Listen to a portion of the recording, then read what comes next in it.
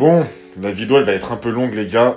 Éliminé de Ligue des Champions, encore une fois, contre l'Atlético Madrid. Qu'est-ce que vous voulez que je vous dise en fait? Qu'est-ce que vous voulez que je vous dise? En fait, j'ai l'impression que cette Ligue des Champions qu'on attend depuis 11 ans, j'ai l'impression que ça va être une galère pas possible pour la gagner. Mais c'est pas possible en fait.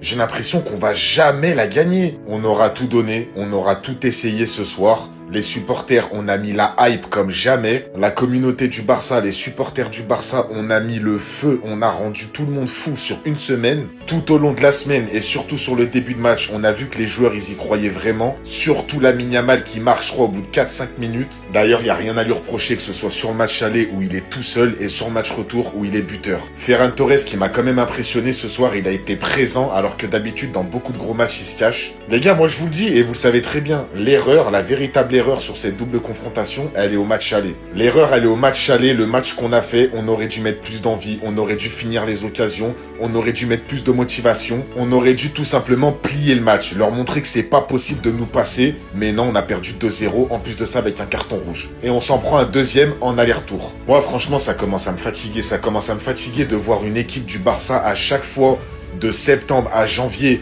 qui nous fait croire qu'on va possiblement faire quelque chose, qui est super bonne en championnat, qui est super bonne en Ligue des Champions, et pour au final, tomber contre l'Atlético, le Bayern, Manchester City, Liverpool, la Roma, Manchester, toujours on se fait sortir, toujours. Après, bon, je vais pas, les gars, je vais même pas parler d'arbitrage, il y en a, je sais que vous allez me parler d'arbitrage, je parle presque jamais d'arbitrage, c'est vrai que l'arbitrage, il était un petit peu... Voilà, aujourd'hui avec Fermin Lopez, avec Dani Olmo, mais bon, on est éliminé, on n'a rien à dire en vrai. Encore une fois, on va attendre un an, peut-être, pour gagner la Ligue des Champions. C'est comme ça, c'est la vie, rigolez sur nous, faites ce que vous voulez, voilà. Il n'y a pas, dans le monde du football aujourd'hui, plus frissonnant que ce garçon. Plus passionnant que ce garçon. Ça, ce sont des images cultes.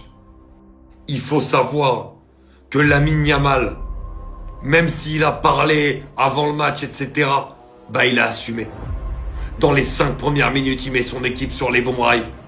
Techniquement, il fait un match extraordinaire.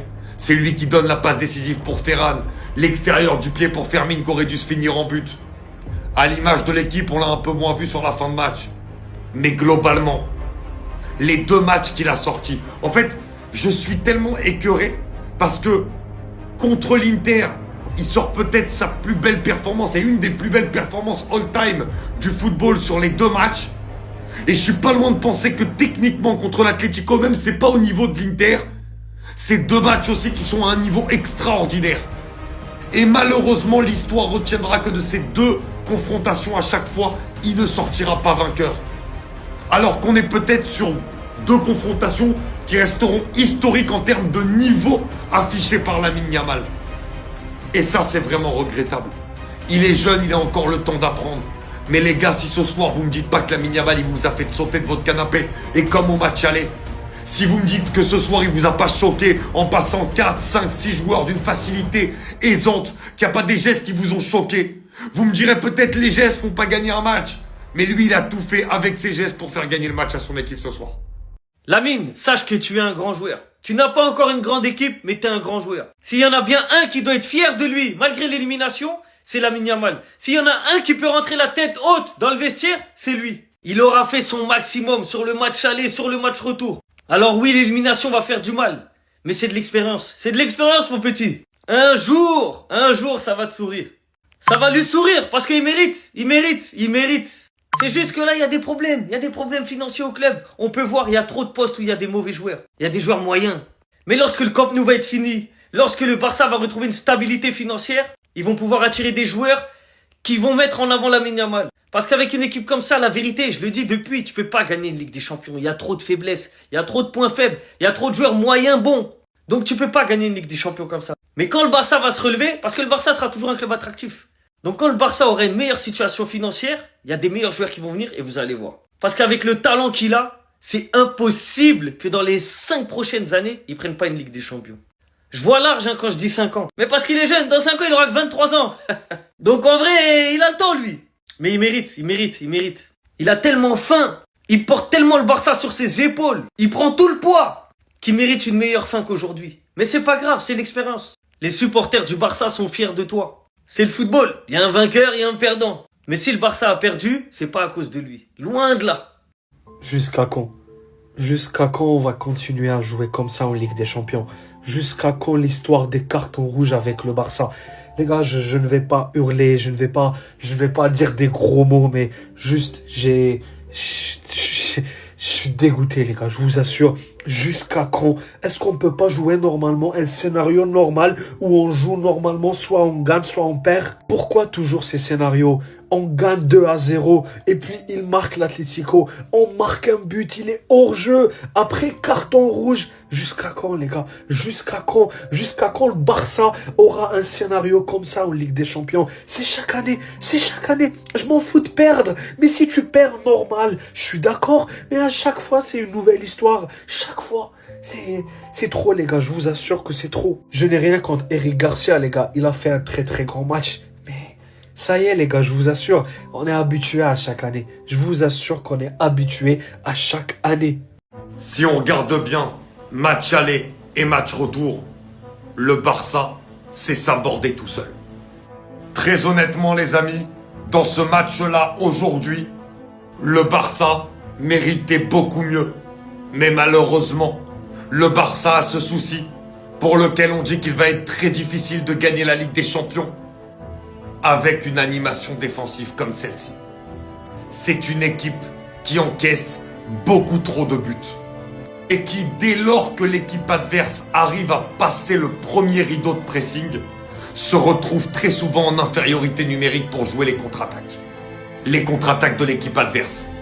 Et on l'a vu, que ce soit à l'aller ou au retour, y compris à 10 contre 11, à l'aller comme au retour, le Barça est bien supérieur collectivement.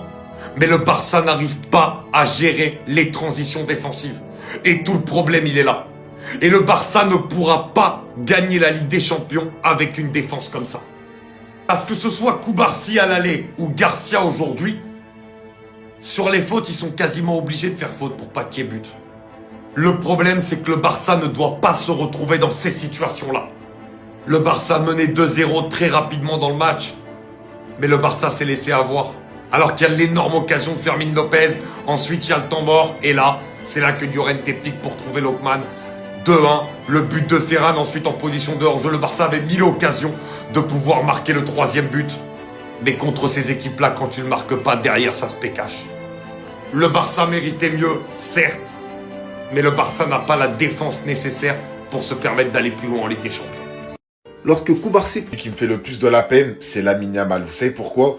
Parce qu'à 18 ans, c'est lui vraiment qui y croyait à cette remontada. Et on l'a vu aujourd'hui sur le terrain. On l'a vu en première mi-temps. C'est lui directement qui a mis la pression à l'Atlético Madrid. C'est lui qui vient marquer le but au bout de même pas 5 minutes de jeu. C'est lui du haut de ses 18 ans, alors que dans son équipe, il y a des mecs de 25, 30 ans, 35 ans. C'est lui qui vient mettre le doute à l'adversaire. C'est lui qui vient mettre le doute aux joueurs de l'Atlético, à l'entraîneur de l'Atlético. Il a parlé, il a assumé. Alors certes, les gars, le football, c'est pas du tennis, c'est à 11 contre 11. C'est pas en 1 contre 1. Parce que sinon, Yamal, il prendrait tout en 1 contre 1. Ce soir, il a parlé, il a assumé. Je veux voir aucune moquerie sur Yamal. Vous pouvez rigoler de l'équipe du Barça, mais Yamal, il a parlé avant le match, il a assumé. On peut pas dire que Yamal est passé à côté de son match. Et surtout au match aller, je vais même pas parler du match où il est littéralement tout seul. Et il fait tout seul. Notre erreur, elle est de s'être pris un 2-0 à l'aller, au Camp Nou, chez nous, alors qu'on aurait dû plier le match. Elle est là, notre erreur. Et ce soir, on l'a payé